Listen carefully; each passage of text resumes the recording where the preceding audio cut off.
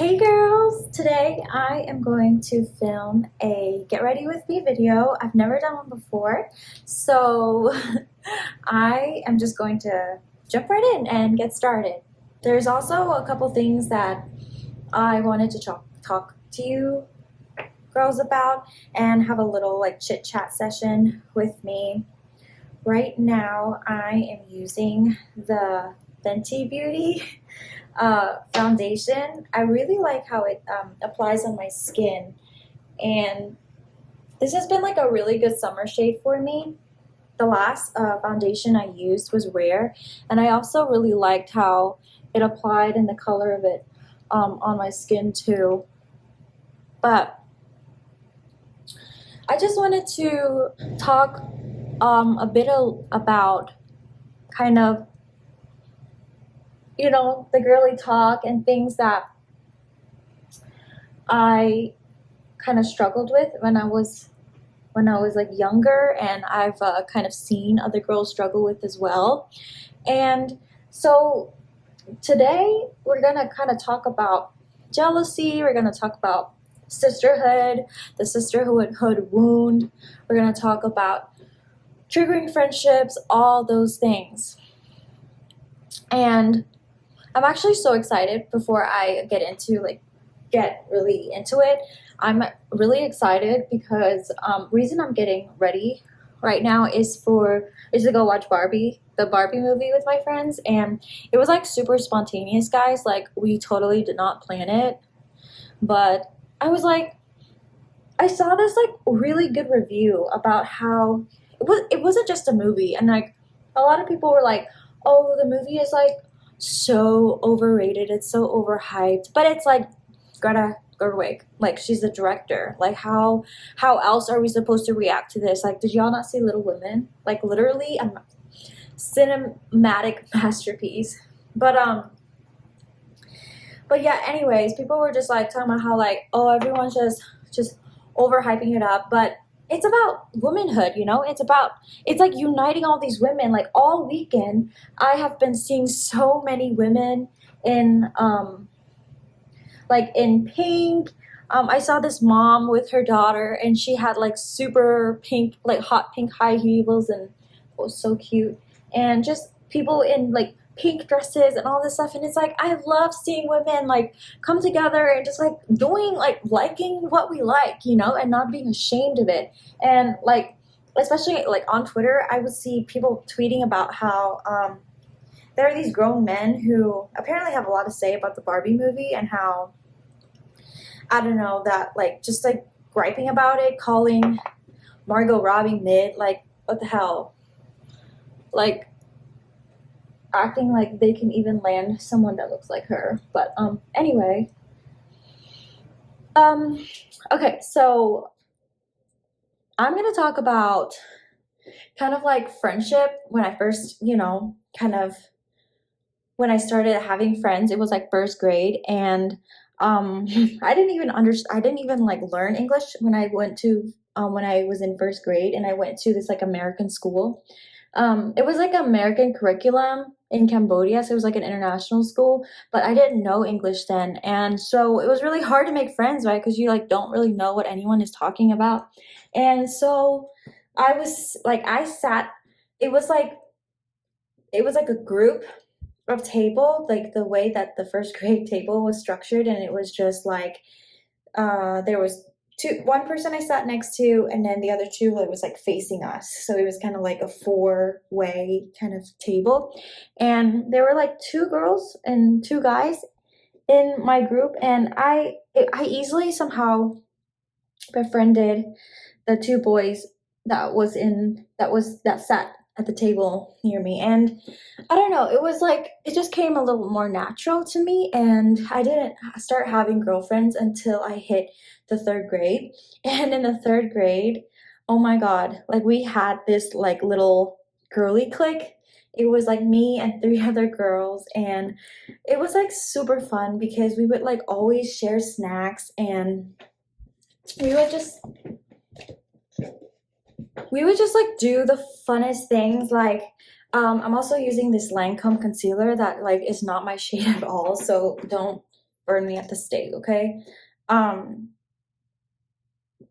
yeah, so we would like dance during recess. We would run relay races all the time. And me and my best friend at the time, she was Korean, and we were so fast, y'all. Like it was unbelievable how fast we were. And so that was what we would like do during recess. And um, yeah, that was when I, was in my little princess stage where everything was just about me and my friends and all this stuff. And it was just like a great time, you know? And so I ended up staying in that friend group up until I was in seventh grade.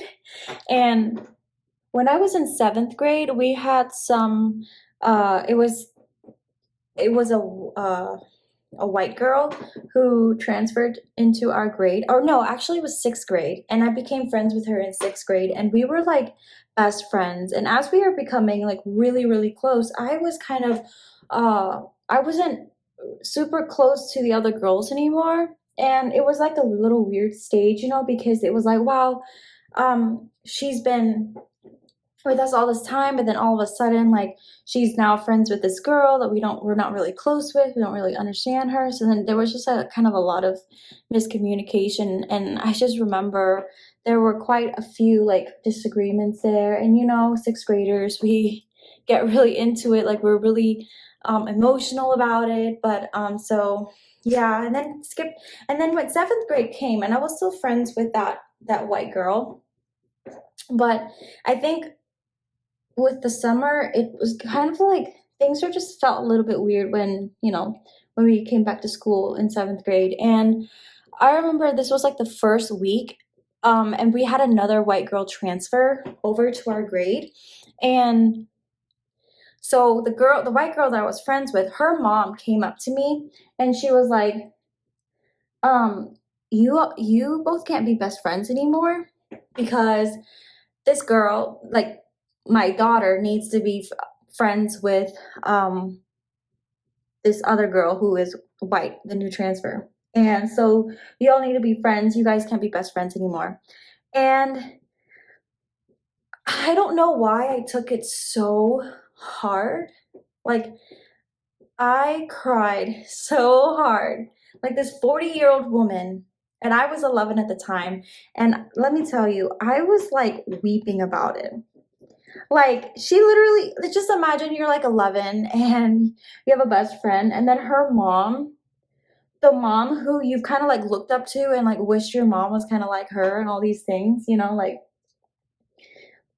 telling you that you can't be friends anymore. First of all, I just felt like there was something wrong with me. Like I wasn't good enough to be friends with her. And a little bit of me thought that it was because I wasn't white, so which meant like I wasn't cool enough to be friends with her, And I think that looking back, I realized that maybe she was just trying to make sure that we all kind of made the new girl feel included, but the way that she delivered that was literally so traumatizing for me. And I feel like it took a lot of just years to really deconstruct and understand like what actually went down. But anyway, so that happened, and I went home, and I was just like really quiet. My mom noticed. Actually, I had a talk with my dad before my mom even noticed, but she actually noticed like I was being quiet, and she was like, "Are you okay? Like what's going on?" But I went to my dad that same night, and I was like, "Dad, I think I want to skip a grade. I think I want to go straight to eighth grade." And it was like really out of the blue, right? So he was like, "Oh, how come?" And I was like, "Well, I think that seventh grade is just really easy." And this is like this was like 2 weeks into seventh grade, something like that. Okay, it was like definitely in August. And so he was like, yeah, so I told him that like I just thought it was really easy. Seventh grade was really boring for me, and like all these things. And I was like, well, also like it'll be cheaper. We won't be having to pay like a whole year's of tuition. We'll just save some money, stuff like that. And so he was like, okay, well, I guess I can talk to your principal tomorrow and stuff like that. And that was when my mom came to me. She's like, is everything okay? Like, why is this so out of the blue? Like, she's so like intuitive, right? And she was like, did something happen? This is like really out of the blue. Are you okay? And I was like, yeah, I'm fine. You know, I was like one of those kids that like never showed any vulnerability. To this day, it's kind of hard for me to actually show my vulnerability unless you're in like my really close circle of friends. And so, yeah, I just told her that, and and she, I just told her that no, it's just he was just too easy for me. I just want to skip. And so then the next day, my dad talked to the principal, and they agreed on basically moving me to 8th grade. And I already had friends. I was already close to the girls, and in 8th grade, so it wasn't like a huge adjustment to me. But a lot of my 7th grade friends at the time, I grew up with them too, and so it was kind of like, to them, I feel like they took it as a kind of like a betrayal, like, oh, she doesn't want to be in our grade anymore. And I'm like, guys, it went so much deeper than that. Like, I literally felt like I was so betrayed by like the girl that I thought was my best friend, you know? And like she was just like acted really weird. And like to this day, I still don't know like what happened. Like I don't know if she like just didn't think I was a good friend, which I mean, I thought I was. Um, but but you know, like we're grown now, and it's like I've put so much of that stuff behind me. But I like the reason why I'm talking about this now is because there's there's like a deep like sisterhood wound. There's a deep like feminine wound, right? When it comes to girls, uh, girls, the girls that were around, like there's a deep mistrust, and it's like I don't know. It's like I feel like it's hard for women to not see themselves and others as kind of like a competition. Like we kind of feel competitive around women, and we feel like they're going to kind of hurt us or betray us in some way, and that's really sad, right? I remember I really noticed this and I was watching Love is Blind, like the most previous season. So that was with I can't remember any names except for it was with the criminal lawyer, and it was with Brett and Lauren. Anyway, like there were like those two girls that were like super mean and just kind of had like was like bullying people and had this like mean girl energy, and it was like they were everybody was kind of like competitive versus like when the guys were in their kind of like dorm, or not dorm, but like in their house, they were all so supportive of each other.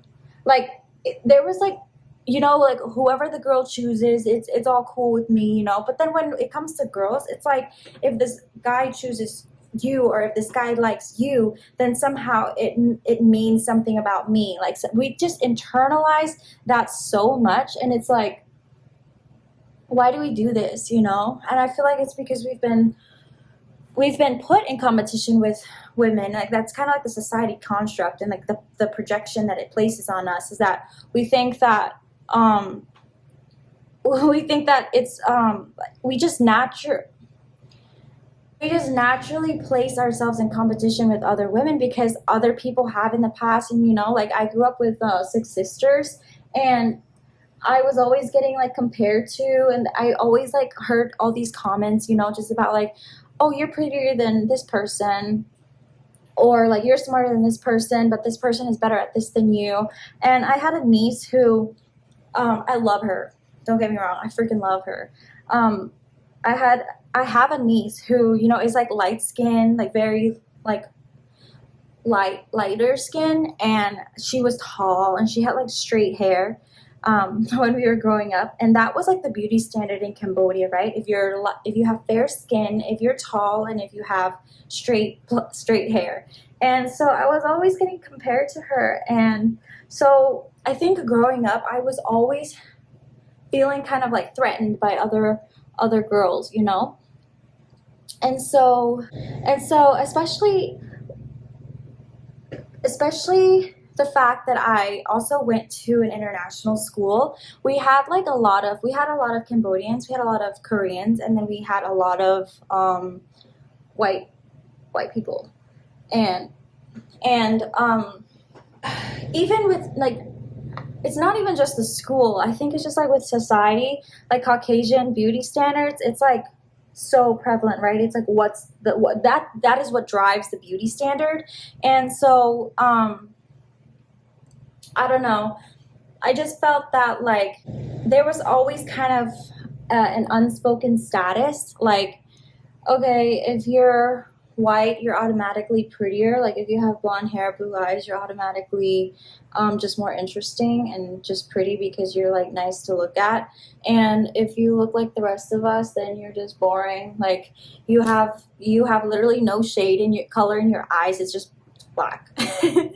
And I remember I used to like really wish I had like some other type of color in my eyes, because it was like it'd be really cool if I had, like little specks of brown or like I don't know, like hazel. My eye color changes in the sun depending on like I heard that so many times. Like I don't really know what my eye color is. It just changes. I'm like, oh, good for you. Which is great now. Like, no, like, I think like back then it was like very easy to be like, oh, wow, like you always view yourself as in lack. Like, oh, wow, well, I definitely have Asian features. I'm an Asian girl, like I definitely don't fit this beauty standard. And I think it took really, I don't know what it took. I think like I just kind of grew out of it. But when you're young, it's very easy for you to kind of consume all of that, all the beauty standard at the time, right? But I remember, okay, I'm going to do like a little flat. This is a funny story about like my nose because I used to be really insecure about my nose. But anyway, this was in 5th grade and I was already having a bad day. Like it was like the worst day of elementary for me because I think like I had kind of made a club and then like something happened and like the club got like destroyed. But so this was like after recess, we had just had a fight at the playground, me and my entire class of 5th graders. And so I was sitting down and my teacher was going over like a project, right? And she was talking, we're all just listening. And then this little boy who should be minding his own business, he literally leans over to me and he says, why is your nose so flat? And oh my God, it's funny talking about it now, but like back then I was like, in my head, I was like, what did he just say to me? And then I just like looked at him and I think he must have repeated it because I was holding my pencil and I was shaking and then I fucking threw it at him. Like I threw it in his eye. I'm so glad that it missed his eye and that it didn't hurt him because I could have blinded this boy. Okay. But like that feminine rage, right? It was just like, I cannot believe you just said that about my nose. Like, are you kidding me? And I had already had a lot of my family members make fun of my nose because it's like, oh, it's so flat or it's so big or whatever. And so like I already had that insecurity, and then when he mentioned it I was like, oh my God, people outside my family can like notice the size of my nose. And I was like so offended, threw the pencil at him, screamed, and I just started bawling my eyes out in the middle of class. And my teacher, she literally she just stopped talking and she was just like, okay then. And then she just like waited till I finished crying and then she resumed her presentation. Like I didn't get like called, I didn't get like asked to go to the principal's. She just continued her lesson like that didn't just happen. Like I literally had a 5-minute mental breakdown in 5th grade and nobody said anything. And it was kind of therapeutic, looking back. I'm like, damn. Like I literally just cried, got all my feelings out, and then I didn't get in trouble for it. But like she was also one of my absolute favorite teachers of all. Miss Priscilla, I freaking love you. I hope you're doing fine. But anyway, yeah, that was a little funny story. So I think it wasn't until a couple years ago until I was like thinking about getting a nose job, because you know everyone is getting a nose job these days and just getting all this stuff done. Which, you know, if it makes you feel better, then more power to you. And I was thinking about getting my nose job done, or my nose done, and and it was so expensive, so I couldn't even afford it. But like I was, you know, I just like liked looking at pictures of like the transformation, and I was like, oh my god, that is so cool. I totally missed a step. I'm just gonna go over it with this glue. But I just got microbladed. Or I just not microbladed. I just got my brows threaded yesterday. Hurts like a mofo, but but I love it. Like it just makes my eyebrows just feel so clean. But she did an amazing job. Anyway, yeah, it was a couple years ago when I was like, I'm proud. When I was like learning how to kind of accept myself for who I was and just like love myself for everything that I am. And it just my thoughts just led me to my nose, and I was like, I freaking love my nose, man. Like it's a representation of my culture, it's my heritage, it's my it's the trait of my ancestors. And side comment, I just ordered like an ancestry DNA kit, and I'm so freaking excited. Like I know I'm like a little bit half of everything in Southeast Asia, but like I just want to know the percentages, you know, 'cause, like I'm that girl. I'm definitely a type A personality. But anyway, yeah, I was like, I freaking love my nose, bro. Like I'm not gonna change it because you know when I'm an old lady, I'm not even gonna worry about that crap anymore. Like it's just gonna be my nose. Like it's like I don't want to change anything about it. And so I don't know. So from that moment on, I just stopped really caring about my nose. Like I just stopped. It wasn't a big deal to me anymore. And now like I just, you know, I know the angles, like where I'm supposed to turn to, and just to, you know, like the best lighting, or the best angle. So in college, a lot of my sisterhood wounds started coming up because I worked at a very toxic place, and there was a lot of competition. Like there was a lot of competition, and I was dating somebody at the time, and we worked at the same restaurant. Some of you guys already know, but there was this girl who like she was my friend, or I thought she was, because she kind of was the first person, one of the first people to train me, and it was my first job. So I was just really scared and just like shaky about everything, and just like really, really inexperienced and just like very young, you know? And so I thought of her as a friend. I was like, wow, she's actually the sweetest and the nicest person who like even trained me. And so then when my ex now, but like he was my boyfriend at the time, when he started working, like, whew, there were days like I think that she just like really, you know, like the girls who don't understand boundaries, so then they like flirt with your boyfriends, like even in front of you, like they'll do that. And so she just kind of, I mean, I didn't really, we were still friends, but I kind of, part of me was like, why would you do that to your friend? Like, why would you make your friend feel like bad, you know? Like, because I remember my boyfriend at the time and her, they were both servers, and they would like chase each other around the restaurant. It was weird. And then I would be like one time he actually like ran into me, and then like totally ignored that he had like bumped into me, and then like proceeded to like beat her to where they were like racing to, and then they were like both giggling, and I was just like, and then I just like started crying because it was, I don't know, it was kind of like, it's just weird, right? And then it just like caused a lot of like issues. And so with that, I felt so unsafe. So that was like the period of time where I was like the most toxic. Like I didn't trust any girls at all. Like like when it came to friendship, like I didn't trust them. I thought that they were always like out to, out to get me or out to like gossip about me. And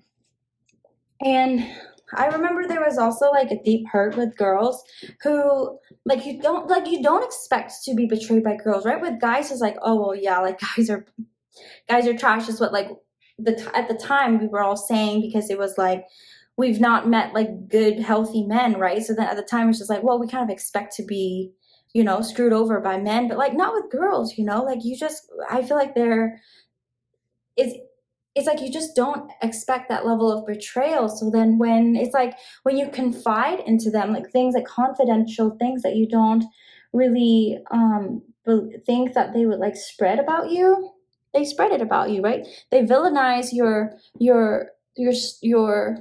personal things about you. They villainize you, and then they spread the story around and do all these things. When I was like really young at the time, and so like I couldn't really tell the difference between like people who wanted to hear me so that they could understand and help me, and people who were just curious and they just wanted to, get the next juicy story so they could talk about it and, like get some entertainment from it and all these things. And like I didn't know then, like I was in such a vulnerable place.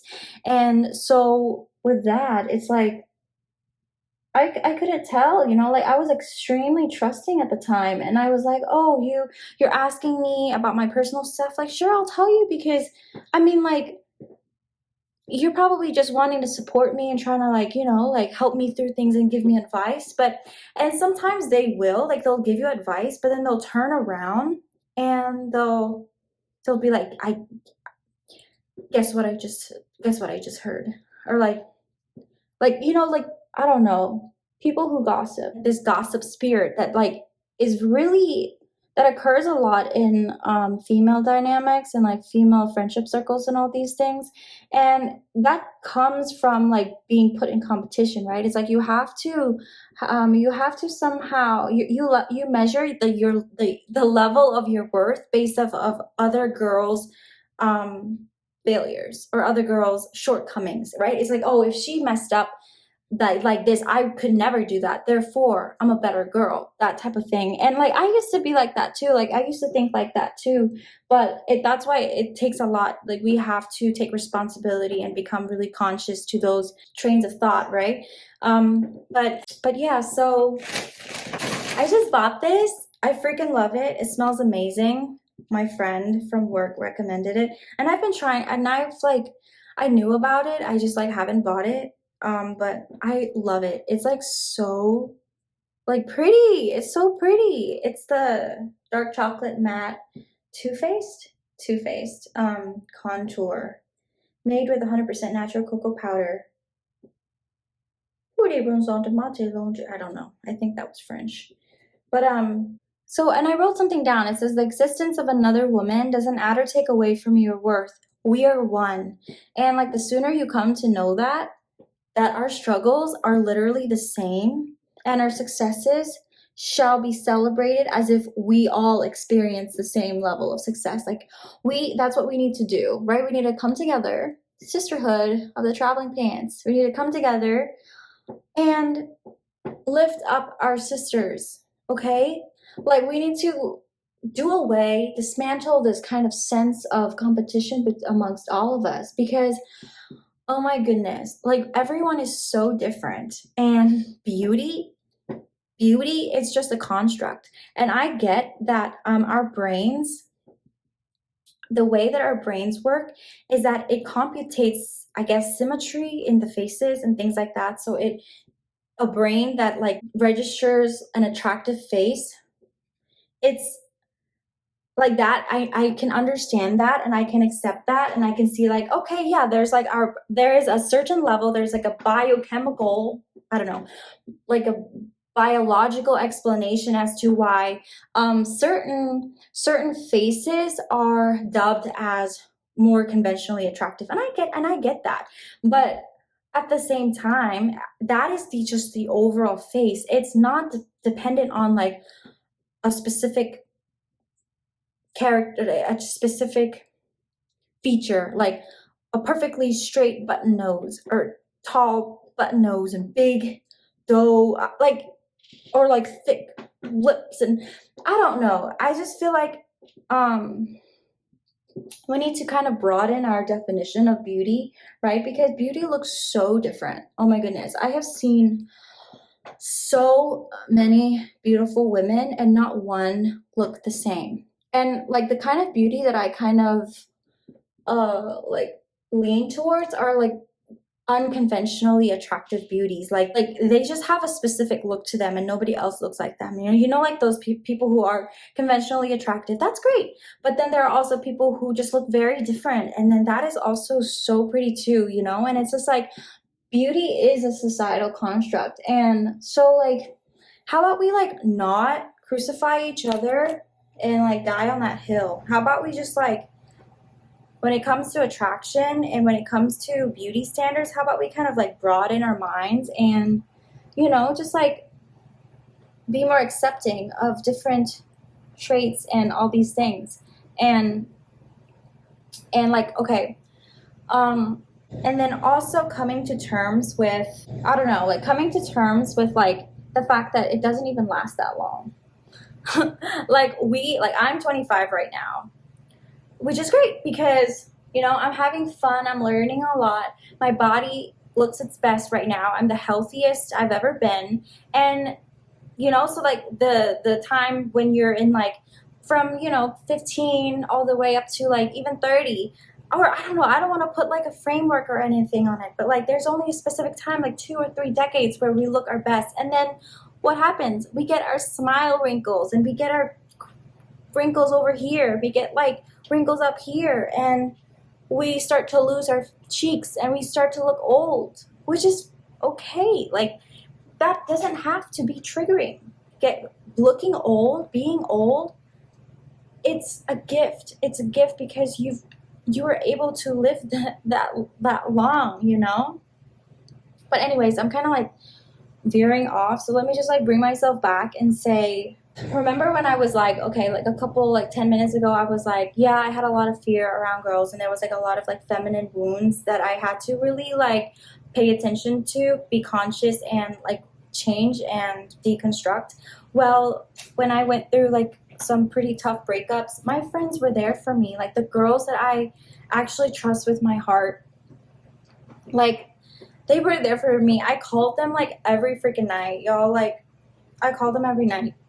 And they never once, like, they always called me back, and they knew I was just calling because I was crying, and they knew that, and they still picked up anyway, right? And those are the friends that you want, the people who will always be there for you, especially in your like low moods, right? The people who are able to resonate with you, like those real emotions, like sadness and just pain, like all these things. And so when I was like hanging out with girls and I was kind of learning how to decenter my value away from men, like basically like work on validating myself through just being myself and not through like a man's perspective of me. Like when I was like starting to decenter like the male race from my life, I spent a lot of time with my girls, and I realized that like my conversations with them are so fulfilling. They're like so nurturing. And I felt like my yin yang energy, that's the feminine energy. I just felt that like so much. Like I just felt like me, and from an early age, I never valued conversations with women, and I should have, because it was like, at the time, it was like, oh, if a guy wants to talk to me, then, oh my goodness, I'm going to get so excited because that means they want me, right? And if it's like a girl who wants to talk to me, I'll be like, I wouldn't be as excited, which is like, why, like, they're like so much better. I'd rather, like, women's attention is like a million times better than like men's attention. Like when a girl compliments on my outfit, I'm like, oh my God, thank you so much. Because it's like, it's like, oh my God, they're compliments. It means so much more, But yeah, my point being is that friendships are really important because they are your support system, okay?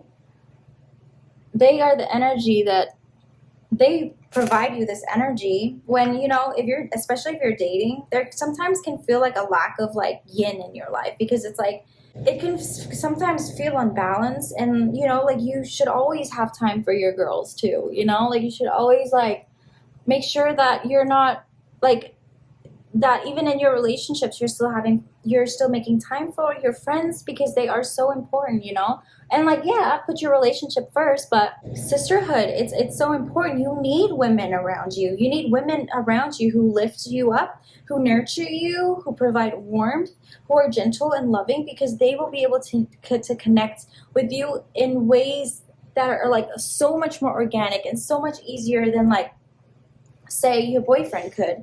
And like, not to mean that like men can't, they can do that, but like that is the strength of, that is the that is a woman's strength, right? That's what she is, that is what comes natural to her, like the warmth and like just nurturing all these things, like that's what comes natural. And so let me get my lip gloss. So yeah, we definitely need to be making sure that we have time for our girlies. Like, I don't know if I already said this. I kind of have like short-term memory loss, but like I'm going to see the, I did tell you this, but we're going to go see the Barbie movie today with my friends. It was so spontaneous, but I'm like, it's the Barbie movie. I'm going to go find some girls and I'm going to go watch it with them, you know? And it's like, I have this one friend who literally, she's such a girl's girl, and I freaking love her for that. Like, we've had our disagreements and things like that. Like, you know, like she's a Pisces, freaking love her, but they're really emotional sometimes. And I'm a Capricorn, and so I can be emotional, but I can also be like more level-headed.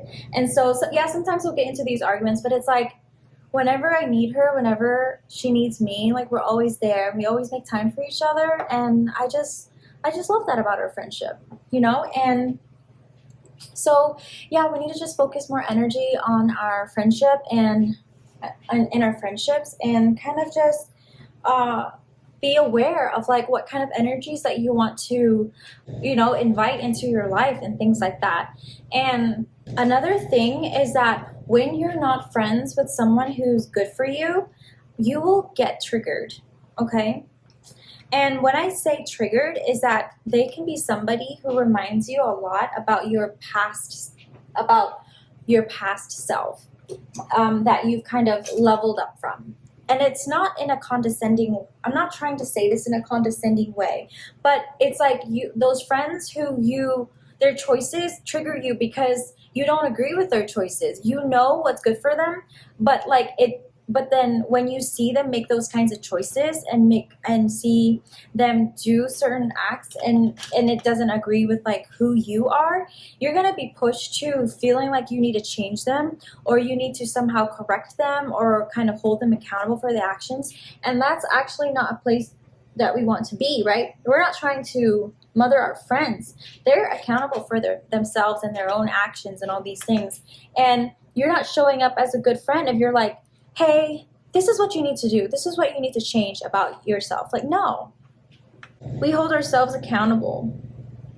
Okay? And so if it's okay if you outgrow people. Okay? It's okay you outgrow people. And that means that sometimes you have to end relationships, and and it doesn't have to, you don't have to be cutting people off. It's just let's take some time, let's take some space until we're kind of in the same space together, or if we're at the same, you know, same point in life again. Sometimes you'll outgrow people, and that's okay, you know, like that stuff happens, and we just have to be adults about it. Like, we have to do it in the most loving way. Like, hey, I don't think that I can be a good friend to you right now because there are some things that I disagree with, like how you're choosing, and I don't want to overstep and do this and do that. So I'm just going to kind of bow out for a little while, you know. That doesn't mean like I love you. Like, what is that? My favorite quote by Tupac is that he said, like, it's not that I don't want you to eat at the table, just not at mine,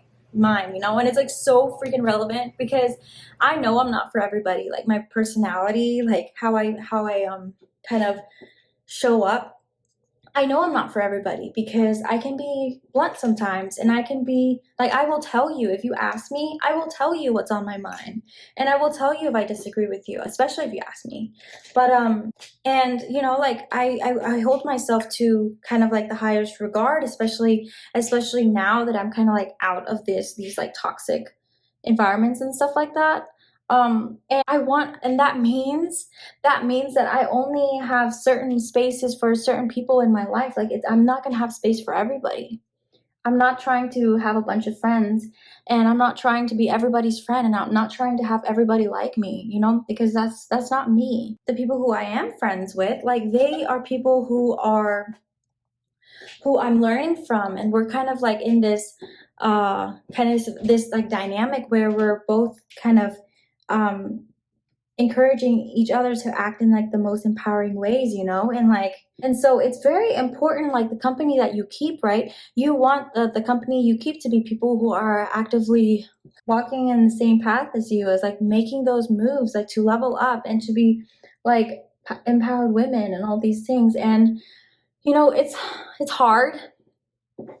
It's hard because it's hard to find friends, especially like right now. Everything's like so digital, and it's like, if you don't go out, it's kind of hard to like make friends.